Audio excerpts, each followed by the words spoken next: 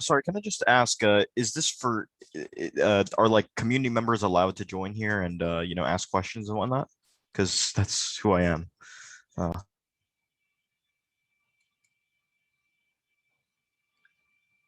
Yeah, this is a public meeting. okay, just making sure. Thank you. And I have also a question. There's no place on the agenda for public testimony. How do you handle public testimony on items? Public testimony is allowed on each agenda item. The chair will indicate so when the meeting starts. Okay. And do they testify at the beginning or when each item comes up? I'm not sure how she'll handle it, but you can ask her when she comes on. Thank you.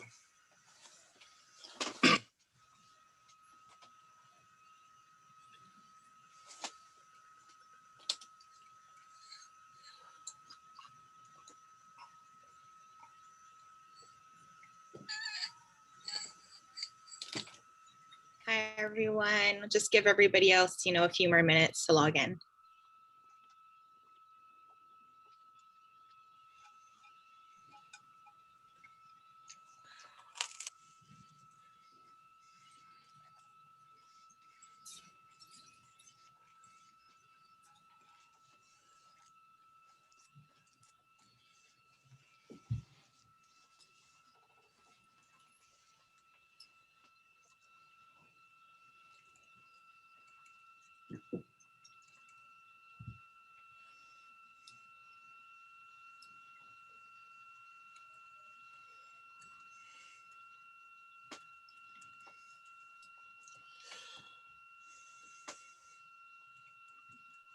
So I know Mary is going to be late. She probably won't be able to join us until maybe an hour in. Let's see. We had Mahina and Dawn on earlier, so they should be here. Roy, was Tessie in your... Wait, was Tessie on anything? No. Maka'ala, do you know if Tessie's going to be joining? Okay.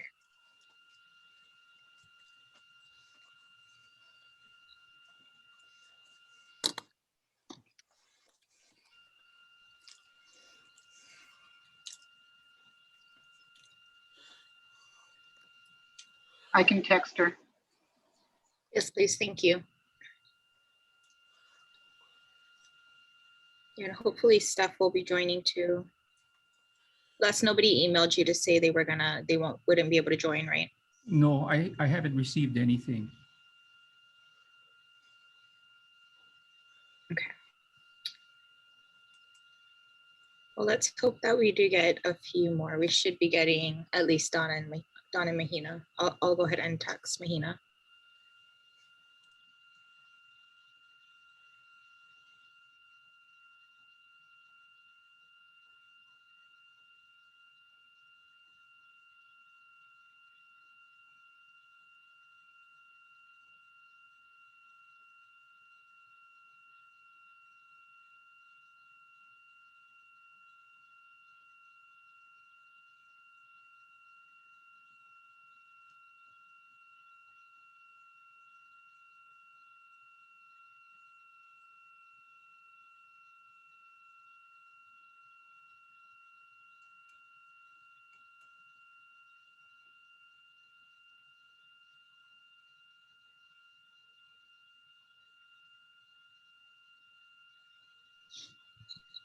Okay, great.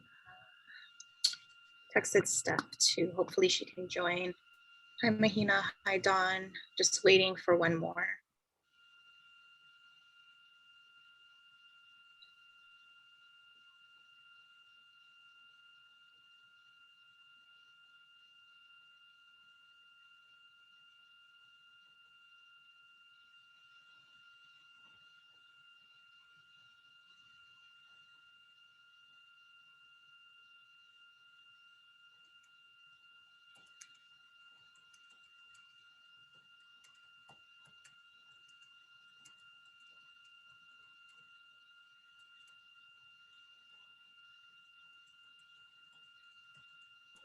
Tessie says she's coming. She just typed in the wrong link.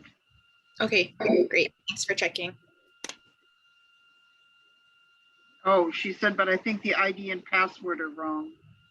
Maybe she's looking at one of the committees. Yeah, if she's in the agenda, she can just click the link and it should take her Right. directly to the meeting. Right. Dawn says her computer's frozen.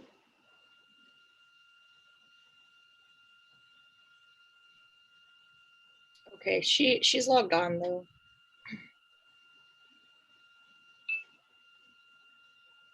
She says she can see us, but her computer's frozen.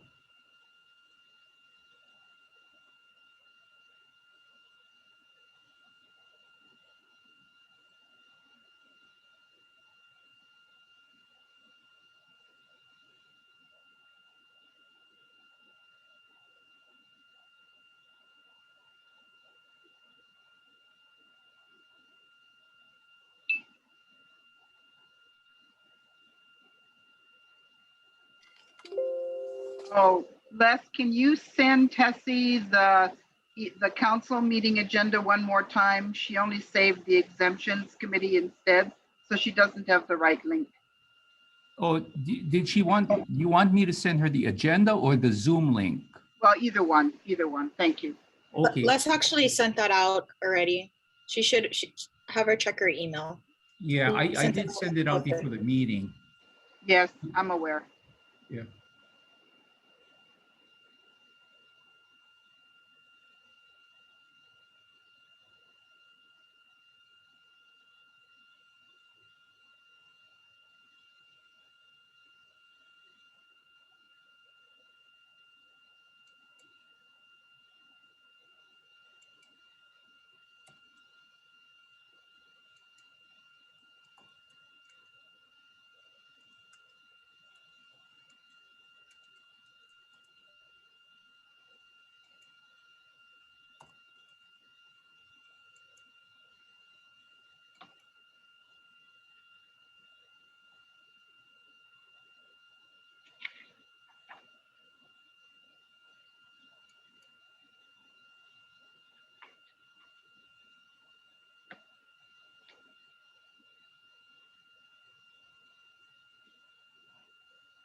There's Tessie. Great. Dawn, can you hear us? We can see your icon.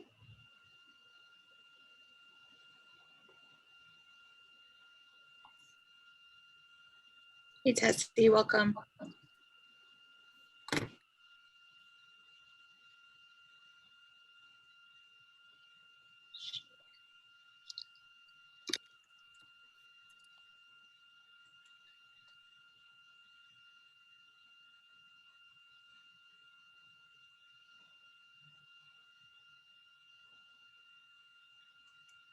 Hey Dawn, can you hear us all right?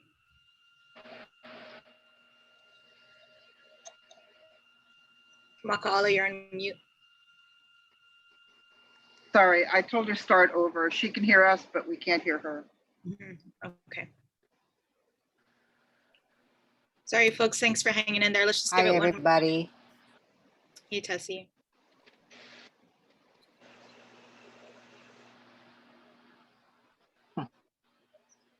Yep, we'll just give it another minute. Hopefully Dawn can get her computer going.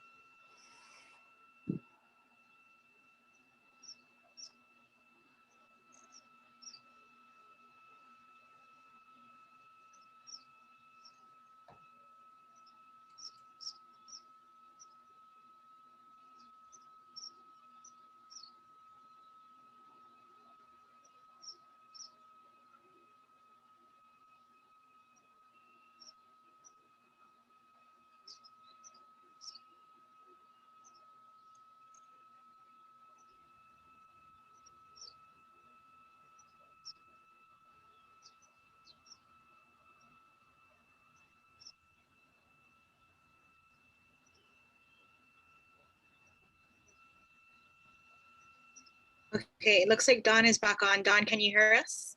Yeah, I'm back on. Okay, great. Thank you. Thank you, everybody, for hanging in there. It's 1:11 p.m. on Tuesday, July 6th, so I'll go ahead and call the meeting to order. Thanks again for sticking with us with these technical difficulties. So I'll go ahead and do quick introductions for the council. My name's Onal Nathone. I'm chair of the council. Here today we have members Robin K, Maka'alakau Moana, Roy Abe, Ron Terry, Mahina Tudor, Tessie Kenneman, and Don Hager Nordblom. Also with us today, we have Mary Alice Evans from the Office of Planning, and our Attorney General, Andrew Goff. And also from OEQC, we have Les Segundo. It looks like we have two members of the public. If you folks can please go ahead and introduce yourselves for the record. I am Joshua Lee. I'm just I'm a Boy Scout who's attending this meeting to kind of learn more about our community's environmental issues, and also to assist with like a requirement that I have to do. Okay, wonderful. Well, thank you for joining, Joshua. And Mr. Mayor? My name is Dick Mayer. I wrote you a letter that you'll be looking at it on the agenda today. And I'm from Maui, and look forward to giving some testimony before you discuss the matter.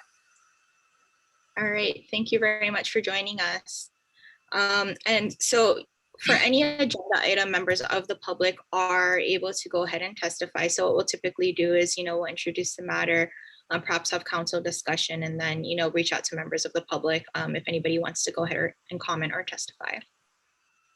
All right, so moving into our agenda, we actually don't have meeting minutes today, so we'll go ahead and skip that. As you folks know, or some of you may know, House Bill 1318 did pass through the legislature this last session. And with that, I believe Gov signed either last Thursday or Friday. So House Bill 1318 is now, I can't remember the act number, apologies for that. But in any event, we are now called the Environmental Advisory Council. We are administratively connected to the Office of Planning. So Mary Alice Evans has joined us today, and we'll work out, details going forward. So Mary Alice, I'll go ahead and turn it over to you. Thank you so much for joining us, and we look forward to, working with you in OP. Thank you. Yes, as governor signed House Bill 1318 on, I think, Thursday, and it's now Act 152, Session Laws of Hawaii 2021. And we're absolutely delighted to be the sponsoring program for the council. And I want to assure you that the council will have policy autonomy for all of its programs and discussions. Our role with the Office of Planning and Sustainable Development is to provide support. And I'll save anything else to the agenda item number 9, which is discussion of transition to the Office of Planning. Thanks. Okay, great. Thank you, Mary Alice. All right, so with that, I'm sure there will be a lot of questions as we, this is new for everybody. So if the council members can go ahead and reserve questions to later in the agenda for that. I'll go ahead and turn it over next to Ron Terry for the exemption committee update. Thank you, Onona. We had an exemption committee meeting today at noon. There was one item on the agenda, and that was the Kauai Department of Water's exemption list. It's the second time they've come to our committee with the exemption list. The first time was about a year ago. We had a number of members of the public there and some discussion. I followed up with them after that, and they submitted a revised list recently, about a month ago. And that was the one that we discussed in committee today. The committee felt that there were a number of mostly small problems with the list. I won't go into them, having to do with format, readability, interpretability, some misspellings, and a lack of what we consider necessary accompanying information for the list. And so we felt it'd be better if we discussed this with the Department of Water and got a little more clear list to bring to our committee and then to the council for further discussion. So we did not pass it out of discussion on this. We decided to take it back. It was unanimous. And we hope that to have this discussion with Kauai Department of Water during this month, and that you folks will see a cleaned up list in the August meeting. Any questions? Yep. Any questions from council members? Okay, any questions from members of the public? Okay, thanks, Ron. Thank you. Okay, do you have any other updates from the committee? We do expect to see a list also next month from the Honolulu Board of Water Supply. That's it. Thank you. All right, thank you very much, Ron.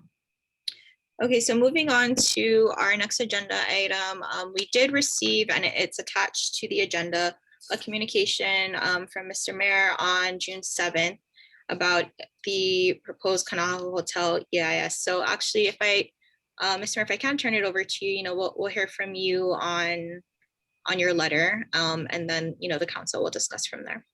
Very good. And I appreciate it. I just want to give one little bit of background. For about 25 years in the 80s and 90s, I reviewed environmental impact statements for the Environmental Center at Manoa. I was a UH system faculty member. At that time, when the super ferry was coming, I alerted the Environmental Council about the fact that there was no EIS being required. The council met and Maui representatives went over there, discussed, and your council voted 9-1 to urge that a EIS be established for the super ferry. It turned out, and I want to give you some historical background here, it turned out that that was the precedent that the state Supreme Court used a long time after that in deciding that, in fact, the super ferry should have an EIS. So it was your work that did that. So I want to thank the council for an historical event that you all participated in. With regard to the present situation, I haven't met with the council since then. There was a hotel project proposed, the Windward Hotel on Maui. It went through the usual reviews, early preliminary statements, the comments from the public came in. It then went to the Maui Planning Commission, which was the reviewing agency, and they made their comments. And some of them were not exactly helpful to the project itself, particularly some strong comments where the project may be violating the Maui General Plan, the Maui Island Plan. Shortly thereafter, a decision was made apparently by the developer, the applicant, to withdraw that project entirely, rename it from Windward Hotel to Kanaha Hotel, and then ask that not the Maui Planning Commission, but the State Land Use Commission be the reviewing authority. It was sort of like a bait and switch. You know, if you don't like it this way, we'll go on with another tack. And I want to raise that as a precedent, potential precedent, that other developers may be doing the same thing. In other words, it's sort of like a criminal picking out which judge they want to judge them and take a look at their case in court. And I'm very concerned, and I'm hoping that the Environmental Council will not allow that kind of shopping around for an approving authority that may be more helpful, and stop that from happening. And let me see what else here to know. There's nothing in their preliminary statement when they'll go out to the public on this, on the early notice for this project now with its new name, why they made the change, what is different. My understanding is that it's going to be pretty much the same project. There may be some small changes, but basically the same project that's going out and being reviewed all over again. I'm concerned that many of the letters that went in, not only from the general public, but from the planning commission and the planning director, that they will be included in this new EIS. They said, the applicant said that they would do that, but that they would not be forced to mitigate on how they're going to handle those critique. And that's a very important part of the environmental process, is how they respond and what they'll do for mitigation. And they're not promising to do that. And I would hope that your council will require them, if you're allowing them to make that change in approval authority, but also make the change that they have to answer the initial questions that were asked 2 years ago. And finally, and this is not on this project, but I do want to alert you to something that is a growing problem, and that is state agencies, which are submitting environmental documents and making themselves the reviewing authority, self-serving. I've seen this in the last 6 months with 2 major projects here on Maui, one by the Hawaiian Homelands, and the second one, and more recently, the HFDC. The deadline, in fact, is today is for comment, where they're coming in a project which has many faults, many problems, a misleading public relations release from them. And now they'll be the authority to decide whether their environmental documents only require the EA or EIS. I would hope that you would not allow state agencies or county agencies to be the reviewing authority for their own projects. I think that's a very dangerous precedent. So I leave you those 2 issues, one with the Wynwood Hotel, but the second one is the more general comment about who reviews EIS and EA documents. And I would glad to try to answer any questions I can. All right, thank you so much, Mr. Mayor. At this time, what I'm going to do is, this is an issue the council hasn't reviewed it. Obviously, this is our first meeting since we received your inquiry, but I want to make a motion to go into executive session pursuant to HRS section 92-5A4 to discuss the council's powers, duties, privileges, immunities, and liabilities related to the inquiry that you presented to us today. You want me to, would I say it up? Do I have a second? Okay. All right. So I saw Robin's hand first on the second. All those in favor of going into executive session, please keep your Aye. hands up. Aye. Aye. Okay. 8. So we do have 8. All right. So at this time, Les, can you go ahead and move all of the council members, Andrew and Mary Alice, into a separate room? Okay, Mary Alice, go ahead. Sorry. Chair, I'd rather not be included in the Okay. executive session. That's fine. Thank you. So just the council members and Andrew. And so our members of the public, you'll go ahead and stay in this while the council considers, or we're in executive session consulting with the AG. And thank you. I will remain available if Mhm. in executive session you would like to ask me a question about any of this. I'll be glad to try to answer. Thank you. Okay, Les, are you working on moving us over? yes, I am. Okay, thank you.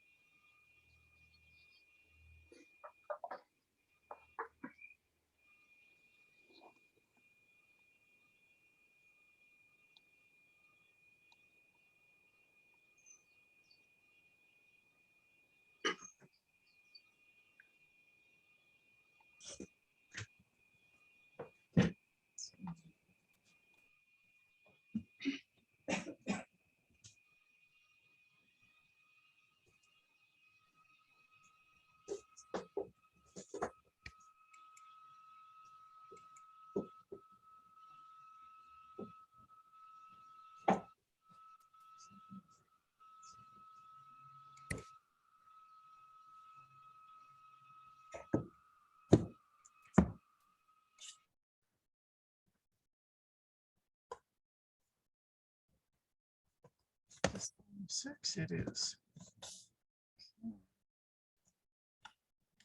6.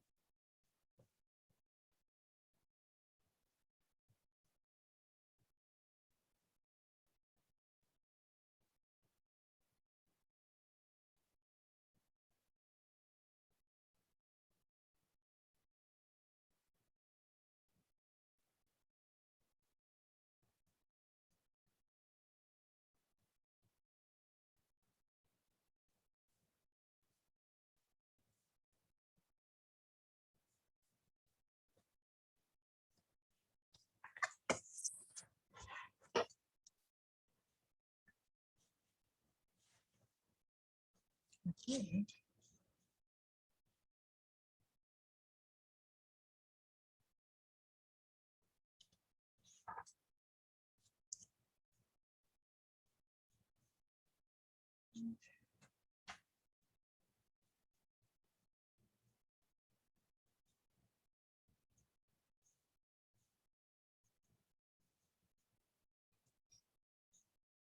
Which director?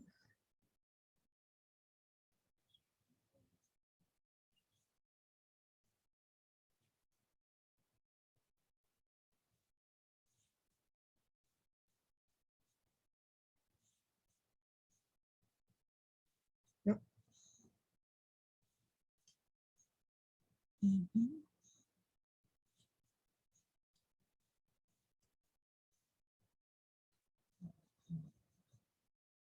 Come on.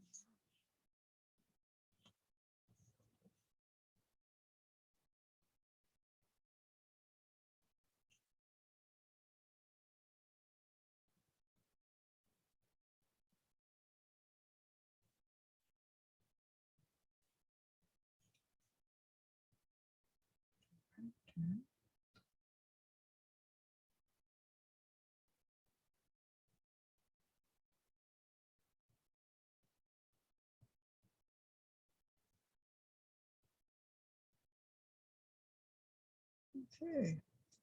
Andrew. Voting. Shit. Voting member of the council.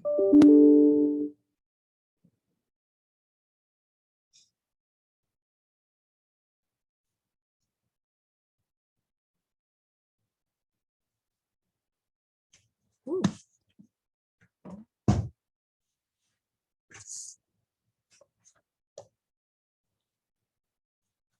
Great way to get started.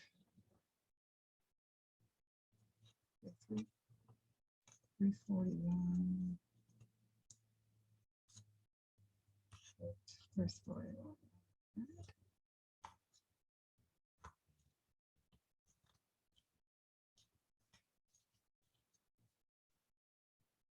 Nothing there. 341.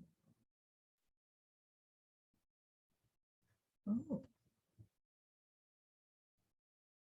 Oh.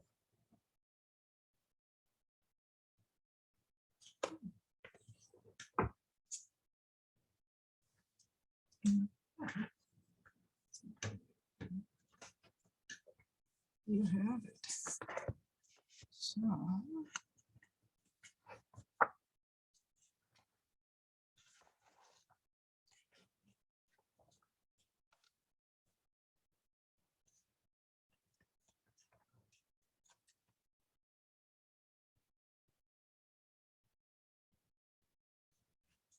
Oh, so this is.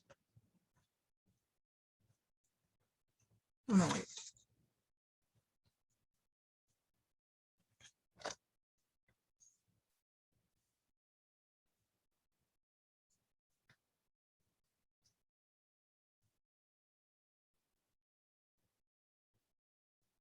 Shoot. It's a little bit more than-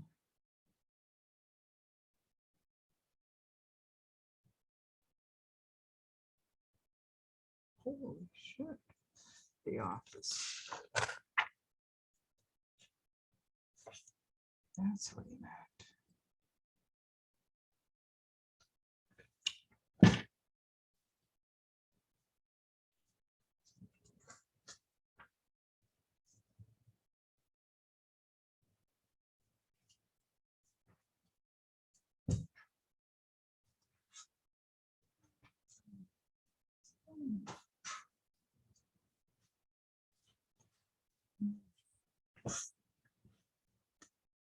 So this one is. Yep. Recuse.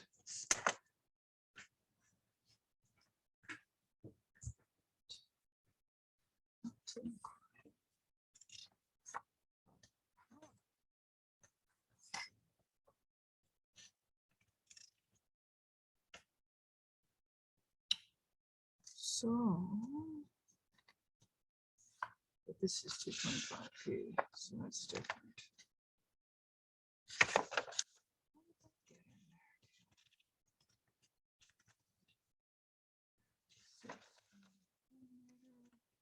Go for it. Dan.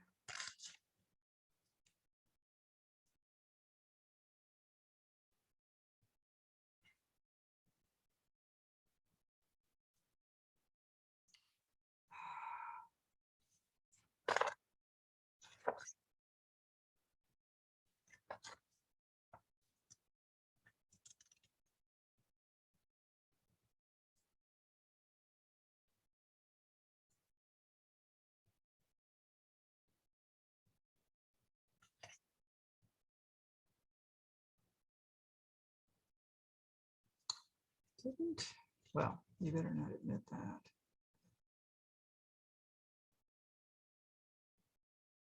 Okay. So the changes to the functions. Yeah.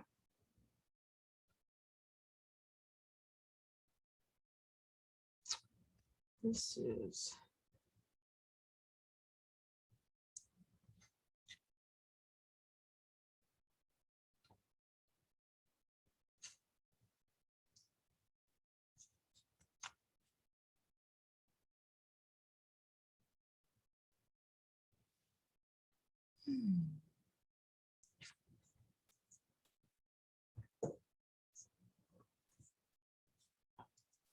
Let's spend most of our time. I think we'll skip that for 2.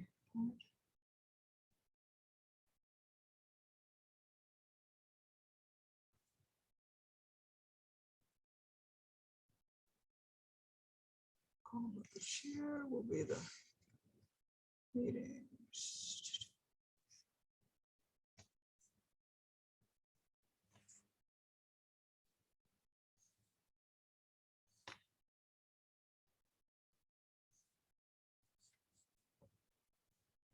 Good. That's great. So,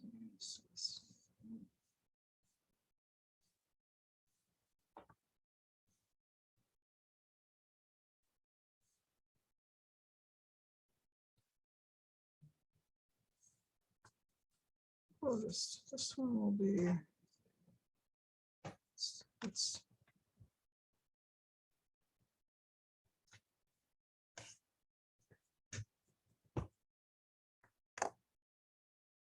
good.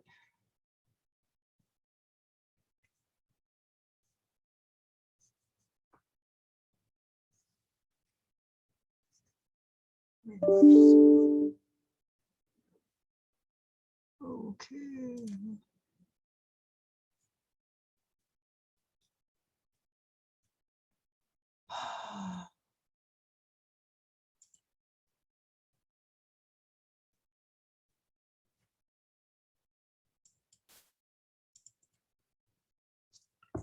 Okay.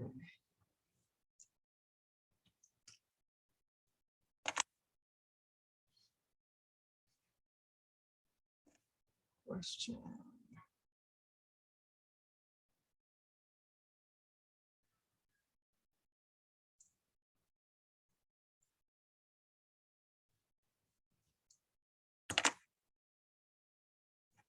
Okay, no.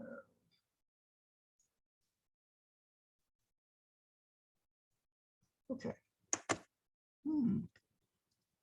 You know, that's actually, sure. Let's read that. That's an and.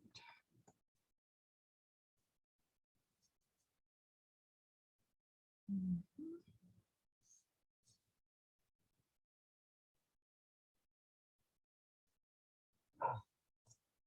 Three. There's three.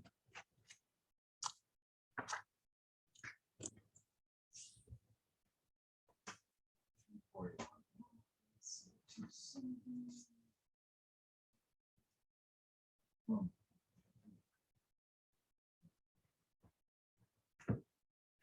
It's not there.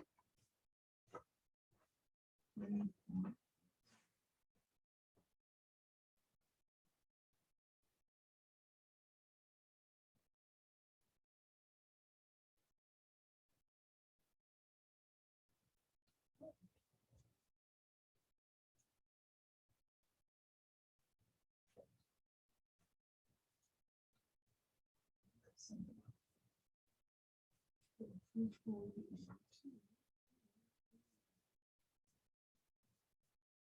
Yeah, lot B.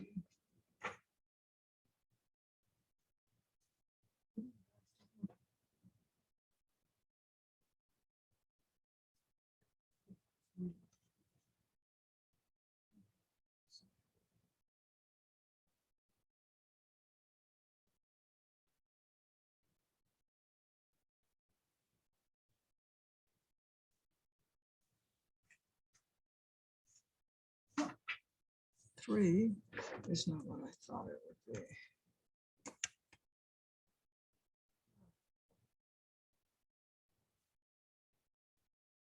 Marsh. Yep.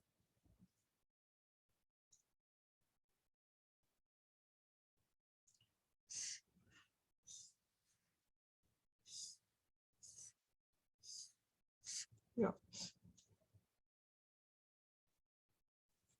Which, skip this year.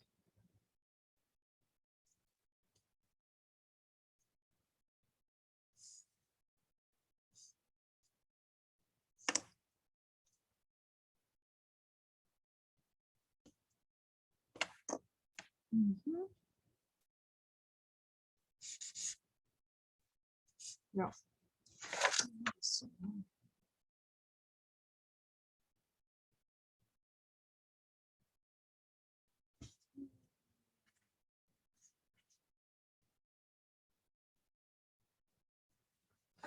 change it. Oh, this is the acceptance or non-acceptance.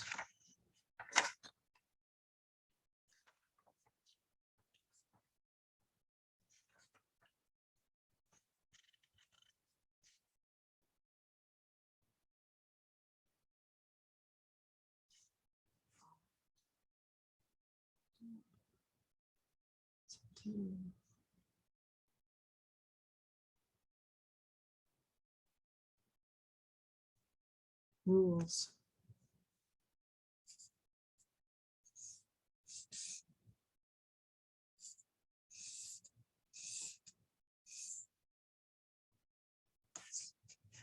Okay, no changes there.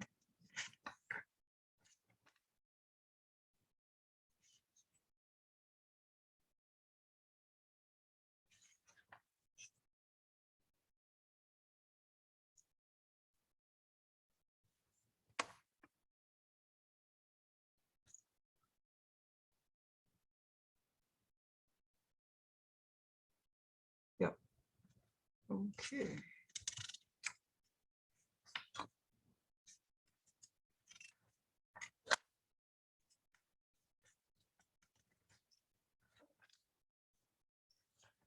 Let's start with.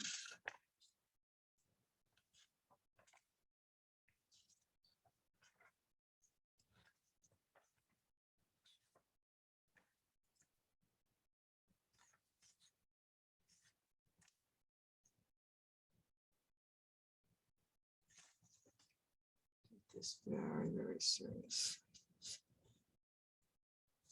So this is in section.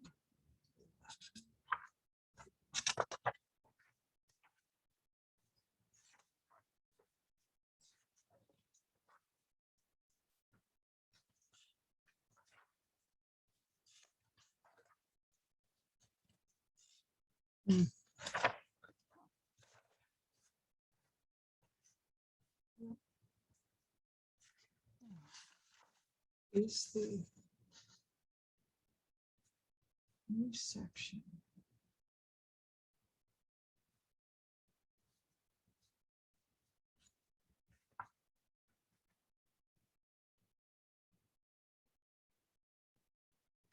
So apparently, this doesn't.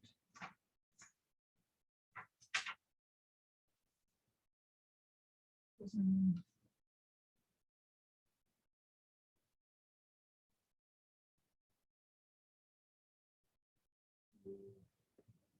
See, it's a new section. Huh. I'm not really sure. So it didn't. See, okay.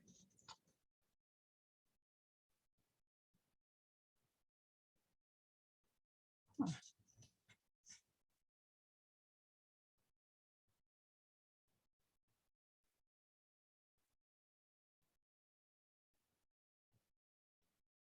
Hmm.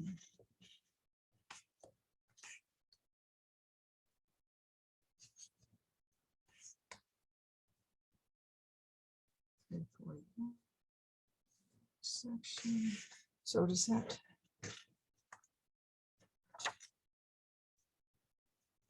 Section 128. This is 1045. This is 150. Section 150.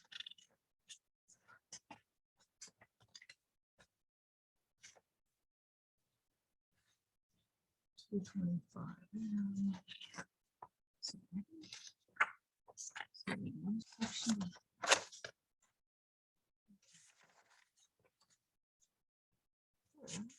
Okay. So this is a.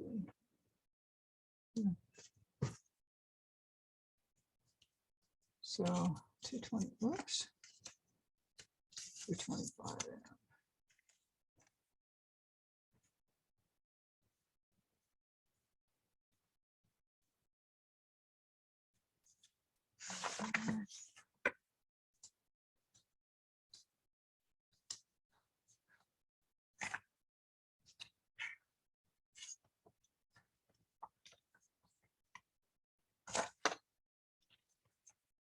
Mhm. So, okay, duties are set forth under chapter 343 and chapter 34. Picked up. Mary Alice, you may want to mute your mic. Oh, I'm muttering to myself here and you're listening it's to my wonderful. muttering. It's very melodious. I'm doing a quick review of HB 1318 as we're trying to. It's a What is that? What is 1830? What's 1318? House Bill 1318 was the bill that transferred the Environmental Council and the Office of Environmental Quality Control from the Department of Health to the Office of Planning. Okay. And the Office of Planning is it within DBED or is it under the governor? Both, actually. It's all boards and commissions have to be attached to a principal department. The Office of Planning doesn't have a board, but the director position is appointed by the governor. Right. And has a term coterminous with the governor's terms. The 1318 also put a new task or duty into the Office of Planning's chapter, which is chapter 225M, and it includes an environmental review, and it includes performing duties set forth under chapter 343. So I'm just trying to review all the sections that got amended, and once again, feeling mildly overwhelmed at the Coming back. amazing breadth of They're all back. All right. And then last, I think there might be a couple of more people in the waiting room. If you can just go ahead and check. I know we were expecting Mary to join at some point.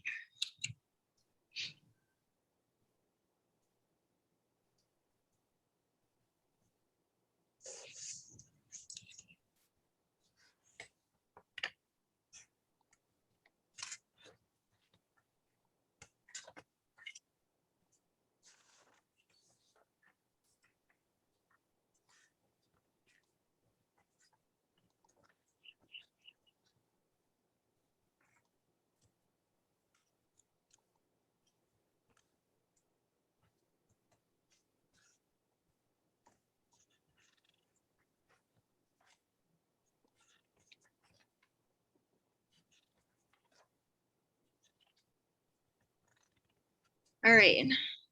Is that everybody that's in the waiting room, Les? Yeah. Okay, so still no Mary. All right. Thank you, everybody. It's 1:48 p.m. We are back from executive session. I know we have one new member of the public. Alyssa, if you can go ahead and briefly introduce yourself.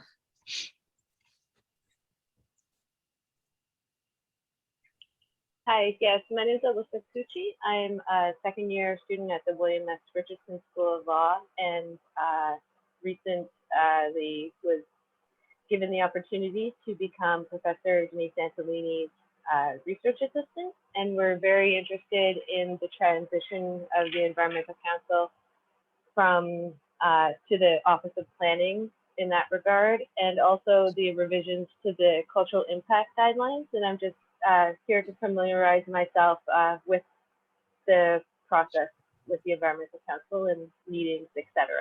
If there's any questions, I'm happy to answer them. But Miigwech, thank you for letting me join and watch the proceedings. All right, mahalo, Alyssa. Okay, so we are on agenda item number 5 right now. We did just return from executive session on Mr. Mayor's inquiry about the Kanaha Hotel EIS.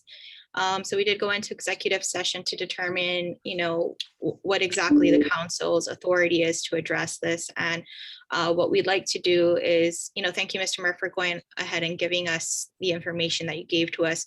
What we want to do is put this on the agenda for our next meeting in August so that we can substantively discuss this. We didn't have it as an action item today, so unfortunately we cannot proceed with that. So we will be planning to put in, I believe our next meeting is August 3rd. And we plan to address it at that time. Thank you very much for considering it and looking forward to All right. interacting. And if you have if you or your staff have any questions, if you want details or documents, I'd be glad to supply them. Wonderful. Thank you very much. Thank you. Best wishes. Thank you, Vic. Thank you. All right, folks. So what we're going to do now, we'll move on to agenda item number 6, the Rules Committee update. So Mahina, I'll go ahead and hand it over to you. Thanks, Onona. Okay, so we had a meeting this morning of our Rules Committee. So what we did was we, just for context, we've been going through our procedural rules to make little tweaks here and there. We ended up making it through 201 this morning, our first pass of the rules together. Previously, all the committee members sent the proposed edits to me and I compiled them, and then we went through section by section to make some changes, most of it just clean up. So where we're at now is what we're going to do is add it to discussion for the full council meeting in August, this first draft of the procedural rules. And then after that, the rules committee is going to continue to make tweaks. So today, kind of our big discussion was figuring out what authority we retain given the transition to OP. So now that we know that we do retain rulemaking authority, we discussed. I think we need. Well, I think we need to clarify whether or not we do retain rulemaking authority. So yeah, maybe that's something, Andrew and Mary Alice, if you can enlighten us on that particular issue, because I think from House Bill 1318, sorry, Mahina, to jump in. No. Yeah, our understanding is rulemaking for 343, I believe, lies with OP. But we did have a question on whether or not the council retains rulemaking authority for our own procedural rules, or if that is also OP.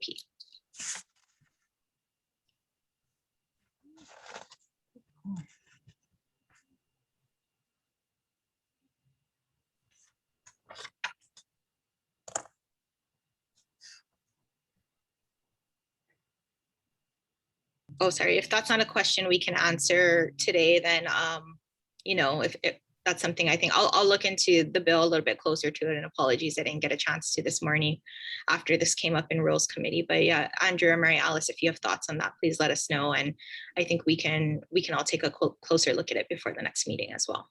Go ahead, Mary Alice.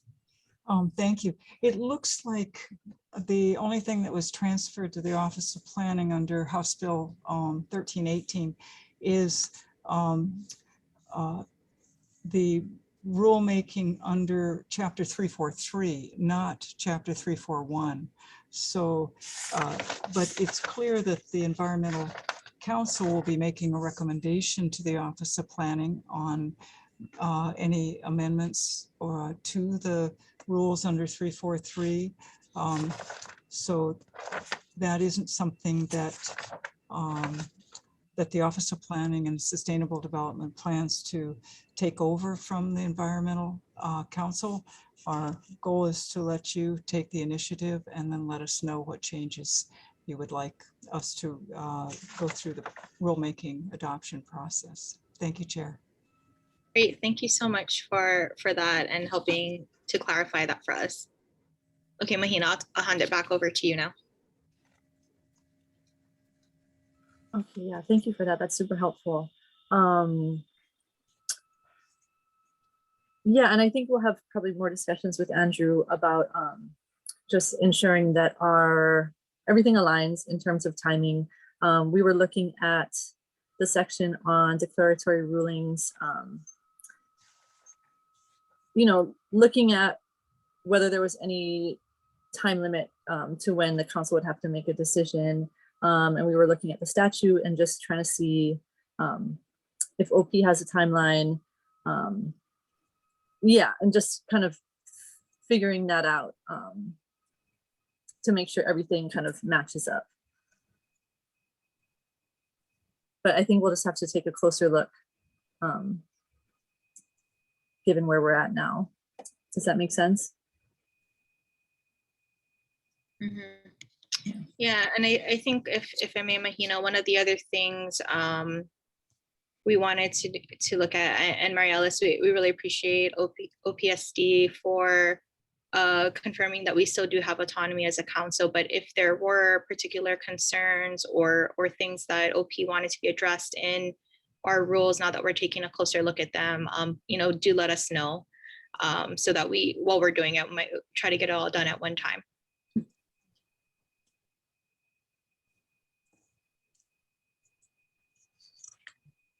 Okay, Mahina, anything else? I think that's it, unless you have anything else to add or anybody from the Rules Committee. Okay, thank you. All right, any questions from other members of the council questions or comments? Okay, and members of the public, any questions or comments? Okay, thanks, Mahina.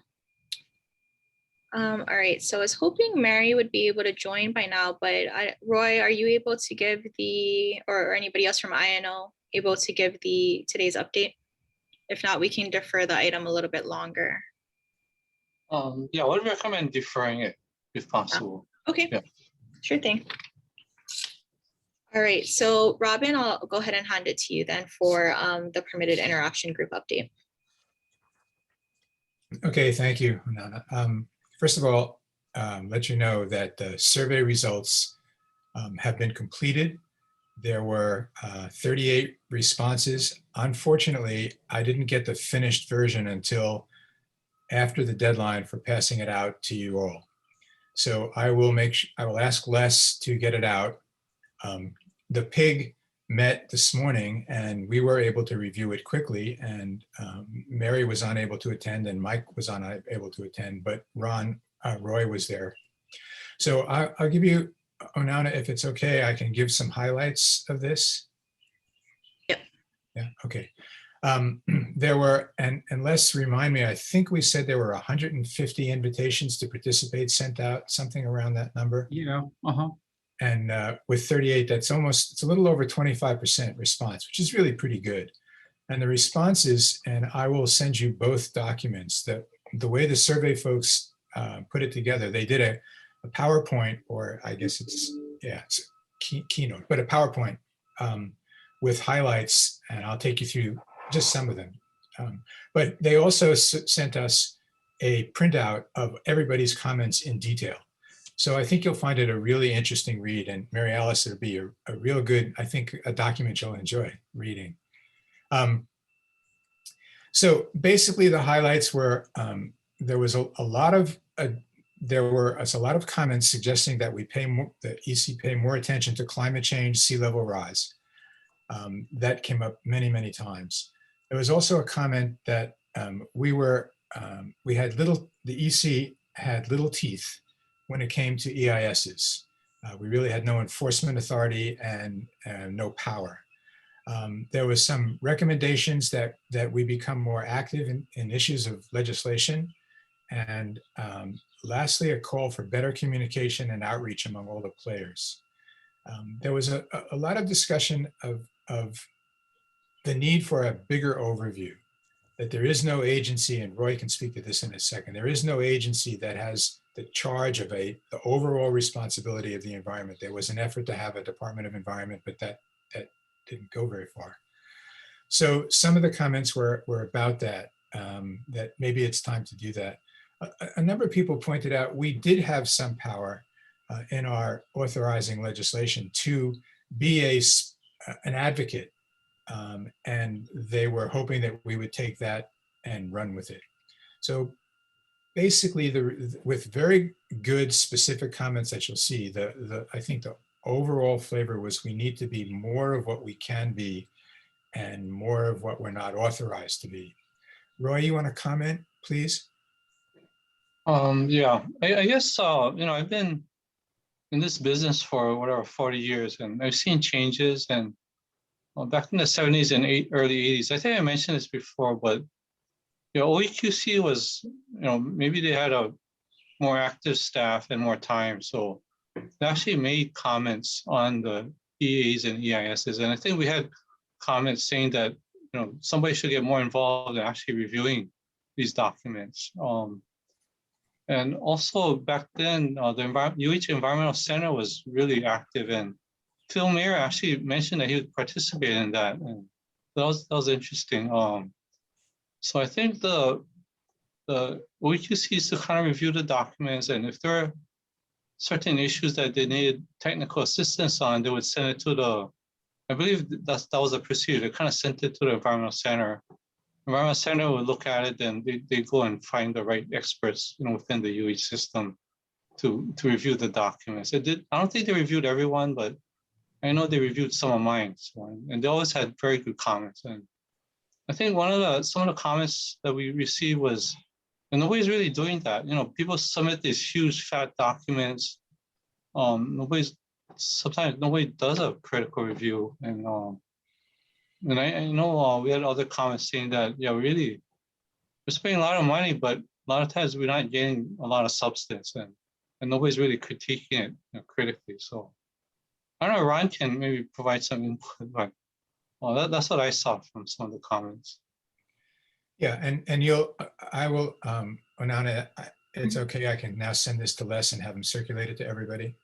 Yeah, he can circulate it, and then what we'll do is we'll attach it to the agenda at the next meeting so that we can have a public discussion on it. Right, and the only other thing I'd like to, well, two things. One, there was a significant number of comments relating to the role of the EC and renewable energy, and the role we could play in trying to deal with the balance between environmental issues and the need for 100% renewables. So that's top of mind for a number of people. The other thing we talked briefly about, and we need guidance from the council, from Mary Alice, from maybe the public as well. But what do we do with this information? How do we now move forward in the planning process? Remember, this survey began because we wanted to do a strategic planning process. This was before we knew we were going to move over with OEQC to the Office of Planning. It was because we'd finished the rulemaking, and what do we do now?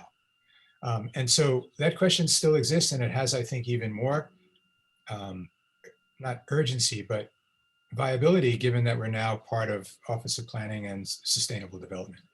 So Mary Alice, is not a question to you, but it's an issue that I think we need to talk about perhaps at the next meeting, about what do we do with this information? How do we do strategic planning for the future of the EC and OEQC? I think that's great information. I guess the only other question I have is, do we have an idea where folks, I know it's confidential survey, but do we have an idea of if it was individuals commenting, agencies commenting, industry folks at all? Because I think that's really interesting. It would have been an interesting data point to know just where the calls are coming from, right, for the different things. Yeah, I don't think so. I will check with him when he has the survey responses, the PDF of all the in-depth remarks. There's no attribution to it. Right. And I remember talking about confidentiality, Mm-hmm. but the list that went out, I mean, it would be, we hassled ourselves over whether to do that or not. The list. Sorry, I was going to say, I was like, I'm not interested in knowing which agencies, but if there was a way that they were able to, just say if it was just agency, right, or member of the public, or I don't know if they've got that general. I'll go back and ask what information he has that's relevant to that. Okay. I know that the list to which it was sent was, as you will remember, very broad. It was agencies, it was individuals, it was nonprofits, it was historical environmental figures. It was a very broad list. So I will check and try and find out. All right, thank you. Does anybody else have any questions or comments on the permitted interaction groups update? Yeah, okay, I guess two of us submitted late comments, so we didn't get incorporated, but I think Robin was going to incorporate our comments in that PDF version. So, Emma Ewan from DLN, I was the other one that commented. I thought she had good comments. Yeah, that's a good point. Okay, I was going to say, I thought we were doing no attribution, but okay. Well, there are 38 in the PDF, and those are 38 people who responded to the survey. There were 2 people who responded directly to Roy and or me, and I think it's relevant. So I will just add the full breadth of their comments without saying which was Emma's or Roy's. Right. Okay. I'll put them in the middle. You'll know it's Roy's because he talks about wastewater and sewers, and no, I'm kidding. Thank you folks for working on that. I'm pleasantly surprised by the substance, like the substantive comments we received. So that's great. Good work on that. All right. So we'll go ahead. Any member comments or questions from members of the public? Oh, sorry, Makala, go ahead. Sorry, it just occurred to me that this is a reflection, I think, of some of the of the priorities and impetus and outreach that the state has done in general. As I look at those subject areas, I think about what's been in the media, what people are hearing about, that kind of thing. And so I think this is also a minor measure of the effectiveness of some specific outreach and focus.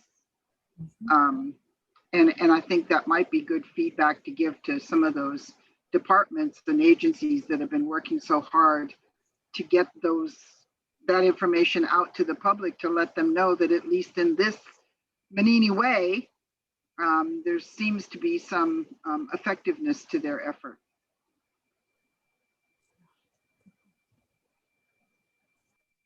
Yeah, the last thing I'll say before shutting up was that there was no frivolity to any of the responses, no smart assness or you guys are terrible or anything. And people took it very seriously, and the comments I think you'll find very interesting read. Wonderful. All right. Well, if there's nothing further on this topic, thank you so much, Robin, and to the PIG for working on this. Okay, so to really the meaty discussion we've all been waiting for, discussion of transition to the Office of Planning and Sustainable Development. So, the reason I had really agendized this is the first time we're all going to be able to speak. I'm sure there's some quirks that we need to work out as we're going through this meeting. A number of us, myself included, have referred to OEQC as OEQC, which technically doesn't exist anymore. So, I guess let's just get the discussion rolling. And with Mary Alice, we've essentially been operating as we normally do in terms of staff. I understand is staying the same, supporting the council. So that'll be, less Tom and Jen. I believe so, but, please let us know if anything else has changed. Oh, thank you, Chair. No, initially, I don't want to make any changes to the assignments, especially the support for the council. In fact, I think the intent of the legislature was to increase the support for the council by the transfer.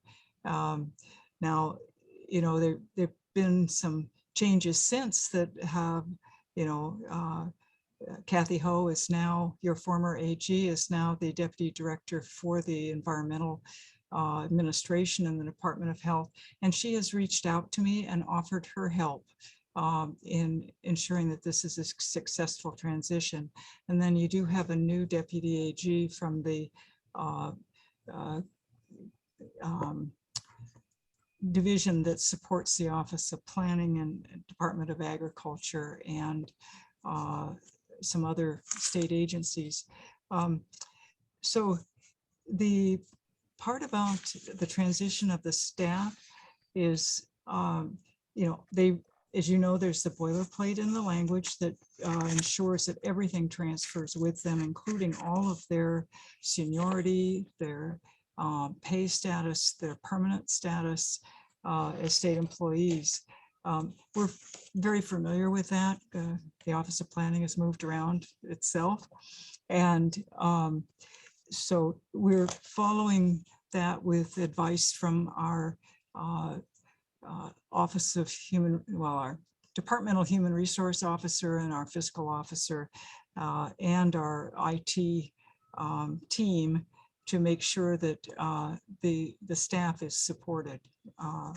That's very important to us. Initially, in order to make sure that that goes smoothly, I've asked that all three report directly to me. That way I'll be aware of whatever concerns they may have. I've met with them and I've known Les and Tom for a long time. And I was delighted to meet Jen and to work with her. So I think if you hear any concerns, please let me know. But I've also have an open door policy if they have concerns, and I've been emailing back and forth, and actually have gone up to the office. They are one floor above us. It's not a long trek, and so that I hope is going well. I am still trying to absorb some of the changes in House Bill 1318. It's kind of sprawling for legislation. Robin can probably attest to some of that. creates a new section under Chapter 341 that restates the Environmental Advisory Council established part. And for that, I'm going to need some AG support because I don't think the Director of the Office of Planning and Sustainable Development is a voting member of the council. I can't tell whether 341-3 has been amended or just replaced. It's not clear to me. Right.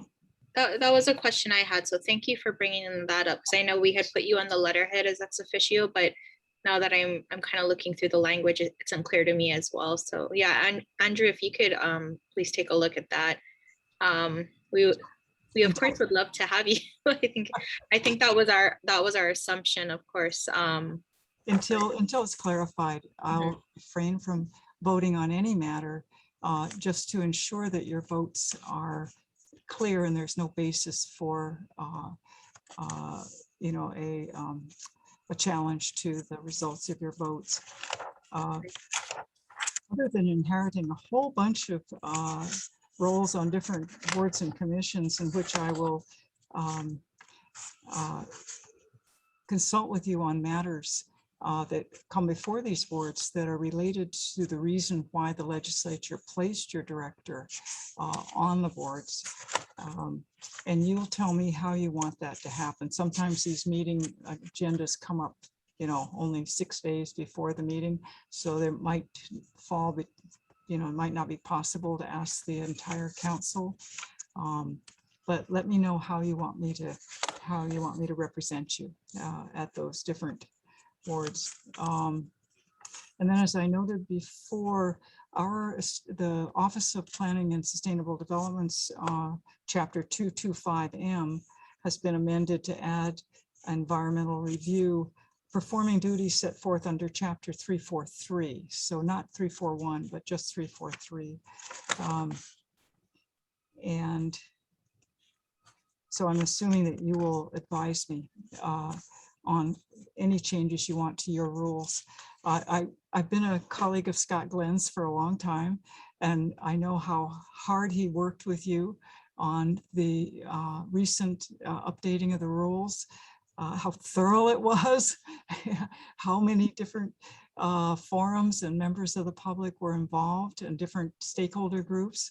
So whatever you decide that you want to do to clarify or update, you know, then your vote on that will be our guide for amending the rules on 343. And then I think you still do can adopt rules on 341, which is your whatever you decide on that.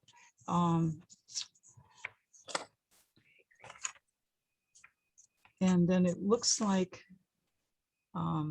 you continue to serve as a liaison between the Office of Planning and the general public on soliciting information, opinions, complaints, recommendations, and advice concerning the ecology and environmental quality through public hearings or other means that you choose, and publicizing those matters. As you know, the Office of Planning does have a statutory link to the State Planning Act, and climate change and sea level rise adaptations were recently added to that chapter. And we do have staff that work on climate change and sea level rise. And there was a bill passed, signed on Friday, that gives the Office of Planning and Sustainable Development the charge of coordinating the state agencies' planning and progress on identifying facilities, state facilities that are at risk of sea level rise, flooding, and natural disasters.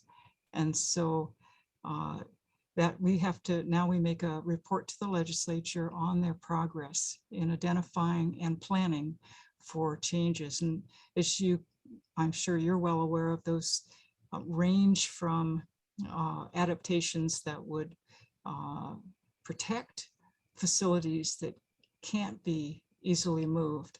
And I'm thinking of harbors and airports, perhaps initially. Highways can be moved, but I think the departments that have operational responsibilities for those facilities that may be at risk are looking forward to having an inventory of those and working with the legislature on planning for adaptations. Let's see, I think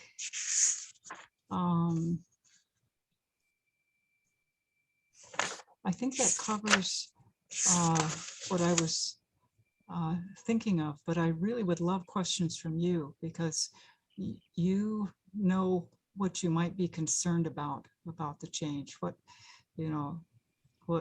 is important to you. Thank you very much. Go ahead, Robin.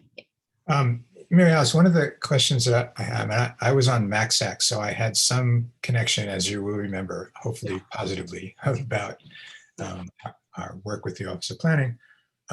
But given the strategic planning that we've started with this one question survey, is there a way that you see that conversation essentially beginning within your office? Because much of what people have suggested, we may do, we may not do, but at least we should discuss it, having asked them. So, and I'm not, please, I'm not asking you to answer that specifically today. We'll meet Thursday at 8 o'clock, but to just give us some of your thoughts about how we might incorporate the planning that we've started with being part of your office. Well, that makes perfect sense because we do have staff, and as Robin knows, we have about 10 people who are paid by the Federal Coastal Zone Management Act and a state matching appropriation. And they work on 3 focus areas and some regulatory responsibilities for coastal zone changes. And then we have a land use division that does comment on, does draft letters of comment, I think on every EIS and EA that is reaching out to us. And I think we're on almost every mailing list for every planning firm in the state. So that is certainly something that it's possible that, depending on what the workload factor is for your staff, that they could participate in those discussions at least, because they have all that background in your concerns and the issues that the public has brought to you over the years. But yeah, I want this to be a successful transition. So I want you to tell me what's important. And I can't promise that I'll absorb it all at once and be able to immediately respond. And I also work closely with our staff. In other words, I try not to fire off my first thought without checking with our staff, because they're more knowledgeable than I am on the areas that they specialize in. So sometimes that means that there's a day or two of turnaround on things while I try to learn from their perspectives. Chair, does that answer Robin's question? Robin, I think it does. Robin? Sort of. Yeah. I think we need, we as a council prior to the joining OP had not had this conversation. We'd only worked on how do we get information from the public. We had not had the conversation about how do we then deal with it. So we had hoped to talk about that at a future meeting. It just seems the perfect opportunity, given the transition, to figure out a way that will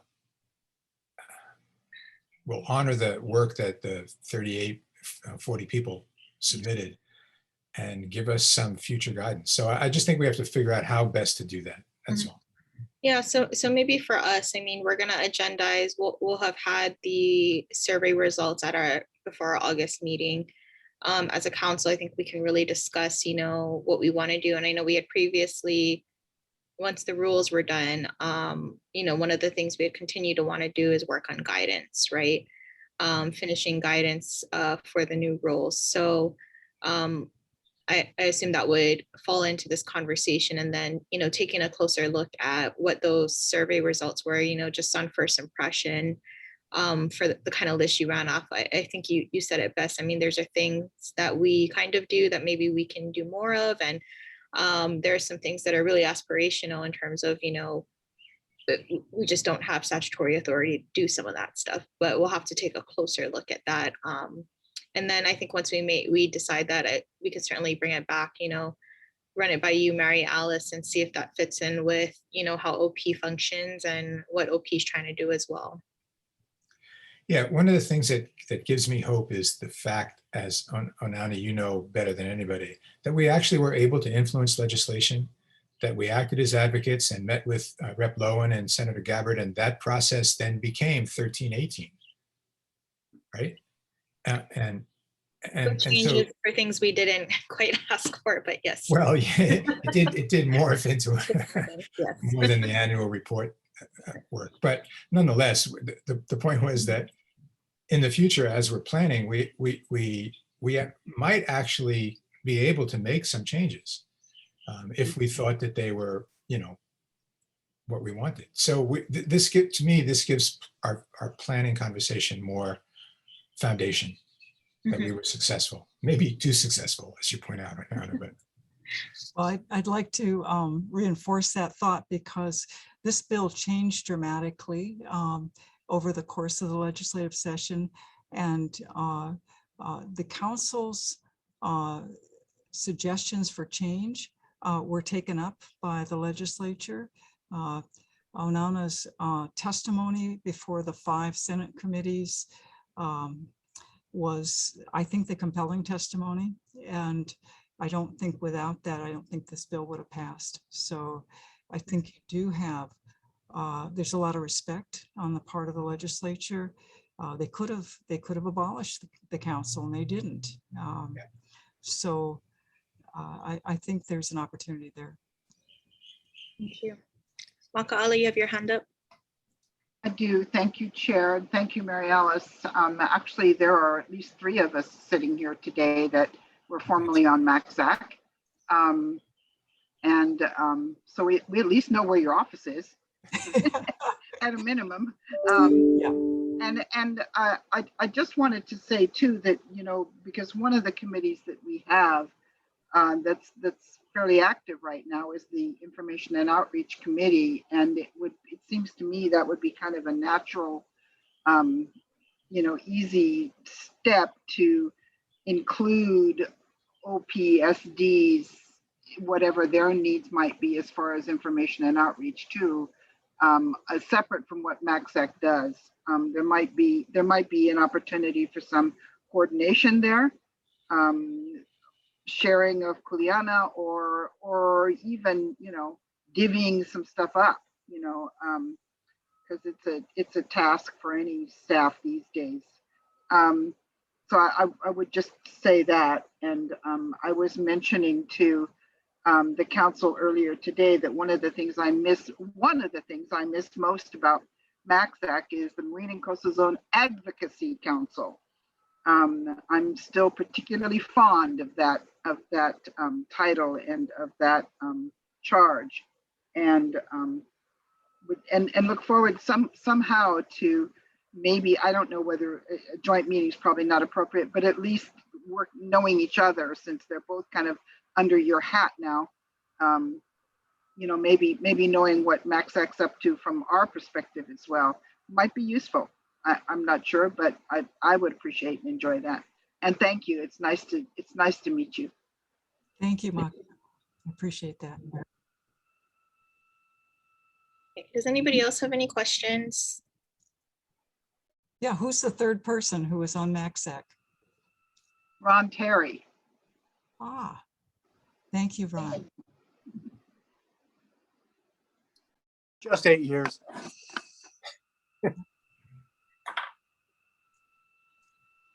All right. Anybody else questions, comments? I know we'll kind of get through it.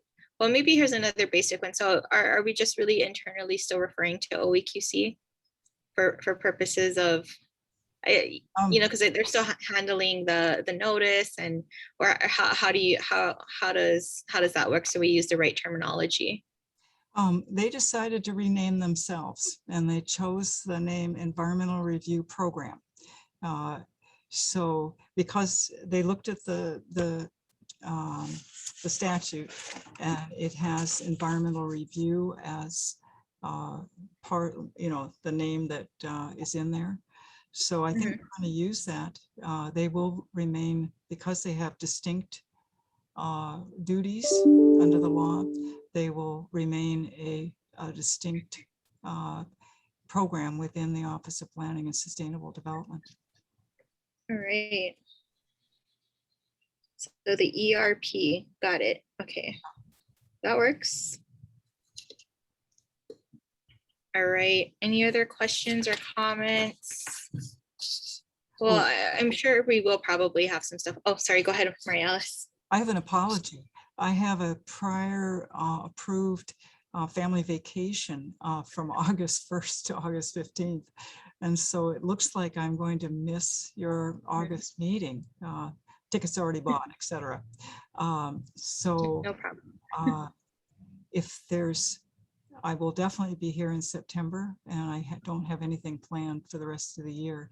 So if there's issues where having my participation would be helpful, you could either, defer until September on those, or you could hold those discussions and then I'll look carefully at the minutes. Okay, great. Thanks for letting us know, and enjoy your trip. Thank you. All right. Onana, maybe this is not our responsibility, but environmental review program, I'm just concerned that putting the word review in there sets up perhaps an expectation that program will review EISs, which is where we were earlier in our conversation. I mean, I worry, it's not my call. I know that the EC doesn't say anything about that, but just from an outsider's perspective, I have a little bit of concern about the word review for a group that really doesn't review EISs. And so that's true. They don't seem to have I mean, there are only 3 of them right now. So that would be an unrealistic expectation to have them do that. I'll bring that up to them. But as I said, they were the ones that wanted that name. So let me talk to them and see what they think. Yeah, the only reason I raise it is so many of the responses from the survey indicated an expectation that we had some authority to do that review, and we don't. And so I'm sorry if I'm overstepping my role here, but from the public's perspective, that may be misleading, even though the 3 of them and they don't have that responsibility. Yeah, maybe that's an education thing, because even with, the name OEQC, people had that expectation as well. And, I don't think it's too far off base. I mean, review doesn't necessarily mean they're reviewing environmental impact statements, but or at least when I refer to the term environmental review, generally, it's you're determining even what level of review is required, if any, right? So it's not necessarily physically reviewing a document, but point taken. So it's up to the office, but it actually seems a little Office of Environmental Quality Control. I don't know that made much more sense either. So good point. Yeah. as I say, I'll talk to the staff and see what they think. It is a good point, raising unrealistic expectations, for at least for the three of them. Now, as I said, the Office of Planning and Sustainable Development staff do comment on all of the requests for comment that we receive on, I think probably every EA and EIS that is published by the notice. All right, Makaala, you have a hand up, and then Roy. Thank you so much, Mary Alice, for your time today, and enjoy your getaway. It's a good time to do it if you can survive the airport part. I know. I'm wondering if you have a time schedule or plans for your MACSAC members to meet in person. We've been doing Zoom, and it's because it's a fairly small group, I think 9. It's been, working out very well. Of course, since it's federally funded, we do budget for travel. So, and that was the wonderful thing about federal funds is that the Department of Budget and Finance did not try to cut those in response to the budget crisis. But I think we're waiting for the expiration of the emergency order before we start thinking about meeting in person again. I personally prefer in-person meetings, and Zoom has been a great, pitch hitter during the pandemic, but I think we gather so much more information about people's thoughts and perspectives through in person. So I can hardly wait to get back to that. Thank you. Do you know the date of that expiration? The current 60-day emergency extension was from June 7th to August 6th. And I think I heard that the governor thought that might be the last one. So that would be, but unfortunately, August 6th is after your August 30th. Yeah, I'm not looking to get on a plane next week. Trust me. I'm just wondering, we just need to know, and we need to know also how we would fit in your budget, in your travel budget and so forth, how that would affect us, because we haven't been traveling either. So, and we do, I miss looking somebody in the eyes and picking up on body language and all those things that make us human.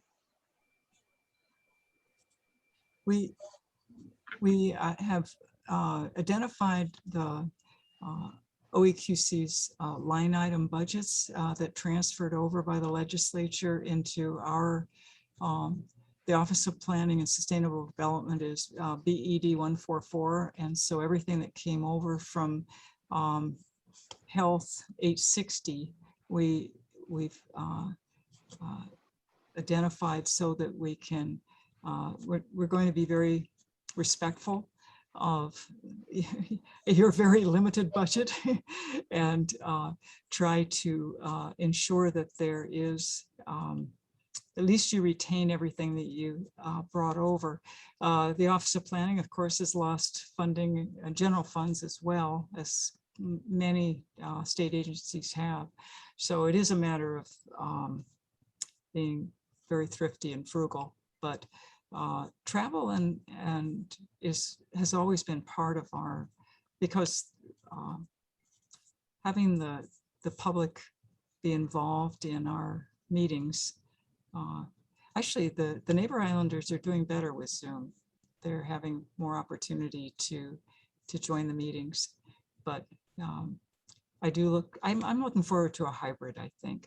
And I think we're getting the technological expertise to maybe do hybrid meetings. Yeah, if there's any way we can support that when that comes up, I think we would very much be in favor of it, as most of our members are neighbor island. And I noticed, from the last year and a half or so of us doing this, we have been getting more public participation as well. And even for the legislative process, I personally prefer Zoom because, well, it's nice to kind of network. I mean, those hours of sitting waiting to testify are not missed on my part by any chance. So, yeah. Yes, I agree with that for sure. All right, Roy, you had a question or Yeah, comment? yeah, thanks for all the discussion, but as I mentioned earlier, OEQC at one time did provide review comments, so it took a pretty active role. And I guess when you look at the bigger picture, they do coordinate the review of the documents. So maybe review, isn't such an appropriate term, but I'm not sure what's better, but review is a pretty big part of OEQC. Well, I think OEQC has a limited authority to provide comments if the agency requests it within that 30-day window, right? So it's not, Right. yeah, Correct. Yeah, they did comment during the 30-day window. Yeah, Right. it's not unfettered comment, and a potential problem, of course, is having two agencies providing conflicting information. So, but the statute does allow OEQC to or I believe it's make a recommendation based on the accepting authority requesting OEQC's review. It kind of a limited circumstance. Okay, so from what I recall, they actually commented on the content of the EAs and EISs. They said, what about this? And you'd have to add a discussion on this and so Roy, on. So I would like to add something to that, having written so many EAs, probably 350 or so. And in the early days, you're absolutely right. OEQC did provide comment. The quality of the comments varied quite a bit, though. And I felt that most of the time they ended up mailing it in. It was kind of like your fourth grader's book report. They were required to say something, and they said something. I remember one of the most common comments was, your map on page 46 is missing a north arrow. So if you were a savvy EA practitioner, you always made sure to leave out a north arrow on a map. So OEQC would have something to comment on, so I would hate to see them going back to that style. If there's something important to say it. I don't know if there's some way we can encourage that. Yeah, I agree. And I think the most substantive comments came from, well, at least some of them came from the Environmental Center. Yeah, so House Bill 1318 did, officially eliminate the Environmental Center since it hasn't been funded over some years. So, yeah. All right. Yeah, just one other comment. I think the other thing about OEQC in the past was, I guess they worked with DOH, the environmental program with the Environmental Center, but they kind of had an overall vision, and they had an overall feel what the priority should be, and we kind of directed the research towards those things and so on. So I thought there was always a vision there. So yeah, it would be nice to also look at that. I feel like the Environmental Council may have taken that over. I got to admit, I wasn't as involved in even looking at what the Environmental Council did in the 90s. But I feel that our council has taken on a policy role a lot greater than previous environmental councils. But Roy, I would look to you for some comment on that. I mean, I think that's our role, isn't it? Yeah, and just as an example, this was in the I think late 70s, or they actually commissioned a study. I don't know if it was jointly sponsored by OEQC or whatever, but actually did a study, commissioned a study on carrying capacity for the state. There's concern about overpopulation, and we actually, I went back with one of my colleagues to try and find that report, but we couldn't find it in the library. But he specifically remembers there was this big study, and I think maybe Les kind of remembers that effort. But anyway, yeah, it was. I always saw it as visionary, and that's the one word I like to emphasize. So I thought those are all good things. So yeah.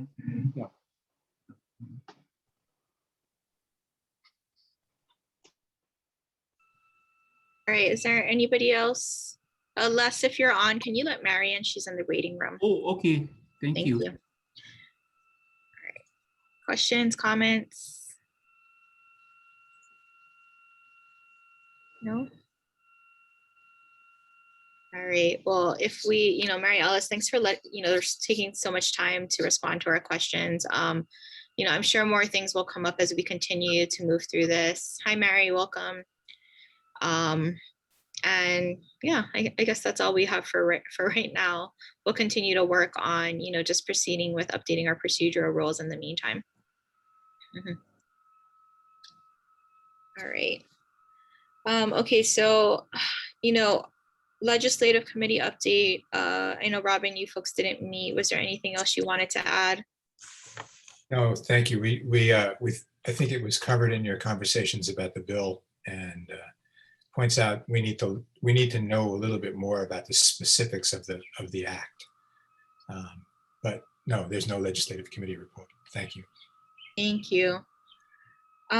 Okay, so I did add discussion of resolutions 37 and 55 to our agenda.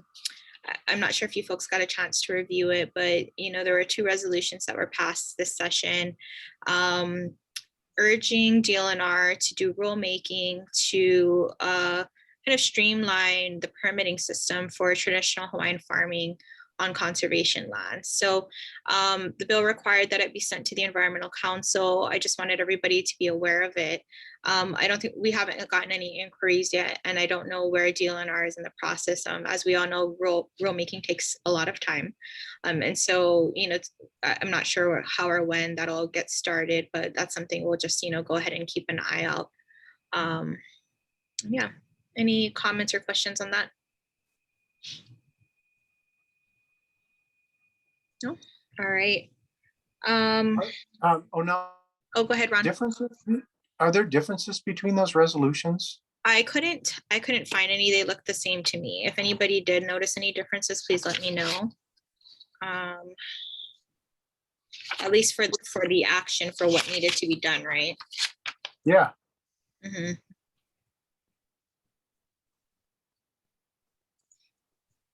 Yeah, I'm not aware of any, both direct DLNR to do rulemaking.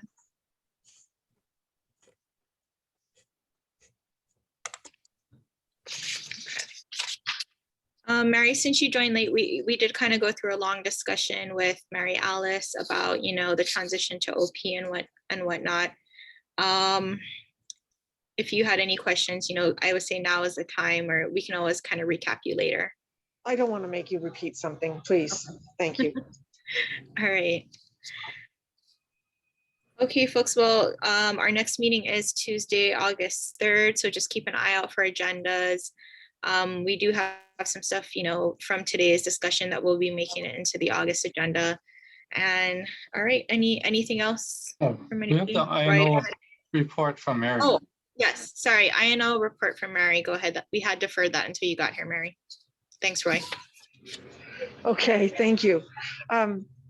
As you all know, we had our forum on June 15th or 16th, and I was very pleased when 2 of the speakers one said ahead of time when they asked me about who some of the attendees were, and then the other one said it in the presentation that they were really pleased to see such different faces at their presentation, because they've been making this similar presentation in a lot of venues, and it's always the same people, lots of planners, lots of government employees, but we had a lot of civilians in our attending.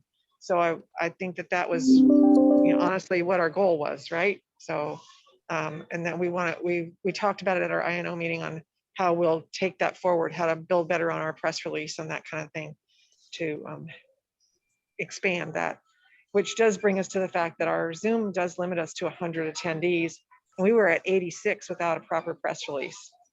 So I think we should be expecting that we would exceed 100. So I'll work offline with that with Les and the OEQC's capacity with Zoom. We talked, it was mostly the meeting was filled with, what did we do right? What did we do wrong? How do we go forward better? And so you'll see that in the minutes. And that's really, we're feeling a little bit exhausted because we're prepping for our July 21st event. And I'm sorry, I'm making an announcement. But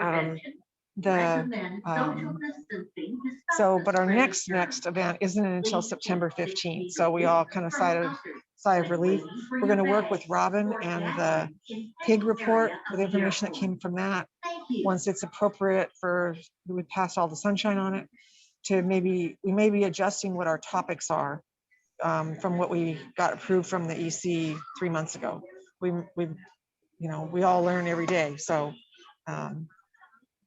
but I think you should expect some changes in what our topics were. And we'll be asking some council members for a little bit more of their help from their own individual professional skills to help us pick the appropriate speakers. And that concludes my report. Thank you. Great, thanks, Mary. I should add a huge thank you to my committee. I mean, Dawn did yeoman's duty. I screwed up something with Chip Fletcher and she saved it. And Roy was there to constantly ask questions that we were all forgetting about. And Mahina is always our steady Eddie. She was our questions gal. So I'm really enjoying our committee. Thank you, committee. Now, I wanted to commend you folks because it was the presentation went really well. I thought the topics were very interesting and you folks did a really great job putting it all together on Zoom especially. So thank you folks for working on that. I understand that 3 other organizations have asked some of those speakers to make presentations to their organizations based on what they've heard that day. So that's cool too. Wonderful. Is it available on Zoom yet? On YouTube, sorry. I'm sorry, what was the question? Oh, Dawn, you answer it, Dawn. You got that one. Okay, Ron, I posted it on Facebook, and then I'm trying to post it. I think that's why my computer froze, but I put it on YouTube as well. And as soon as it's up and running, I'll send you guys the link through Les. But it's on Facebook, and I believe that Les mentioned it might be on their Facebook too. I'm not sure. Whose Facebook page is it on? It's on my Facebook page right now. Oh, okay. And I'm trying to do a YouTube channel for the Environmental Council and post it to there. Fantastic. Thank you. Yeah. And then I also have Chip Fletcher's climate change PowerPoint. So if anybody wants that, I can forward it to them. It's quite large. All right, great. Any other questions or comments on the INO update? All right, so I think we're there. Thank you folks for hanging in. This was a bit of a longer meeting. Again, welcome Andrew and Mary Alice. We're so excited to work with you both, and yeah, we'll see you folks next time. Thanks everybody. Okay, bye.